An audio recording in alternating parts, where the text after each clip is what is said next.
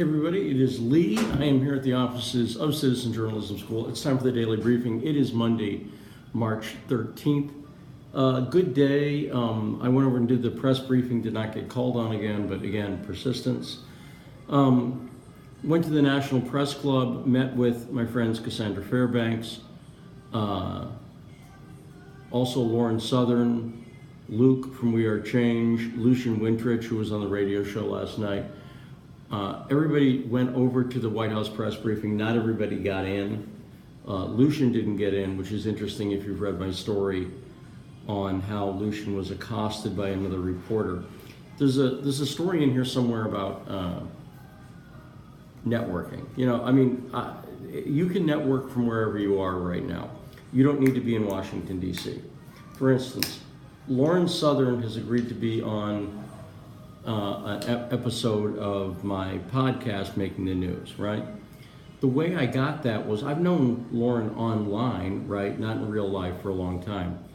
Now I met her in real life, and that's what you can do too. Start networking with people now. Don't make the excuse that you don't live in DC or New York or LA or wherever you think people are. Wherever you are right now is fine. Get to work. Does that make sense? I got 3 questions tonight. Let me get to them. Okay.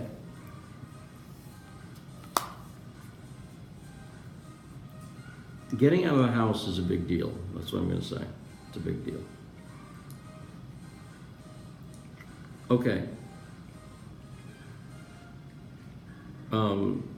First question, this is a real short one. What's the difference between being a journalist and a columnist?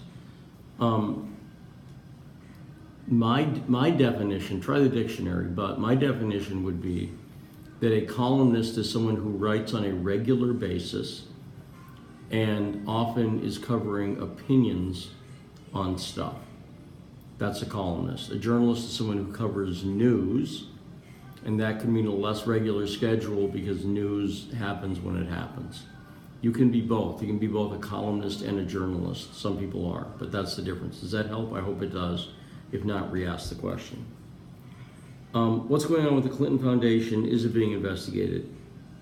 I don't know, and yes. In other words, it's not an area that I cover, but I guarantee you there are people who are covering the Clinton Foundation. What you're not seeing is because Hillary Clinton's no longer in the race, you're not seeing a drumbeat about it from the right-wing media, for instance, anymore. So that's the difference. Someone says, I hope you get your question in on the violent left protest.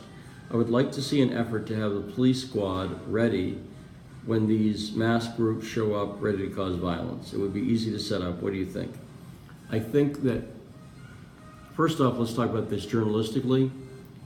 We just talked about columnists versus journalists. This would be a good column to write about, right? If you flesh this out into 500 to 1,000 words, this would be a good column. So when you say it'd be easy to set up, we'll talk about it, go into detail. That'd be the way to do a column about this. Now,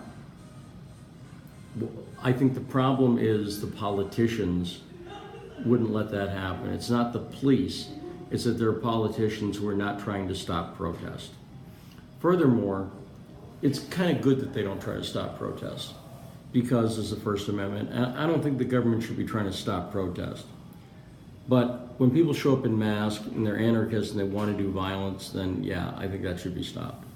But politics make it very, very difficult. I'll do one more here.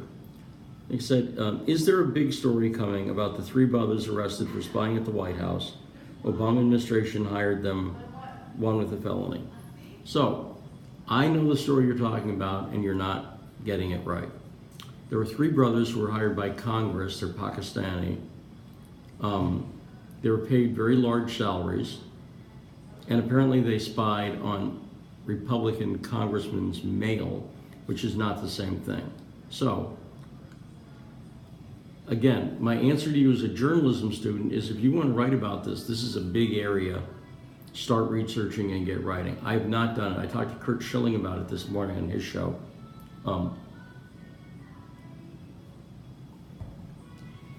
I just haven't put the work in yet. But that's a good story. And if you want a hint for a good story, there you go. Okay, that's it. So next time I'm leave. Bye.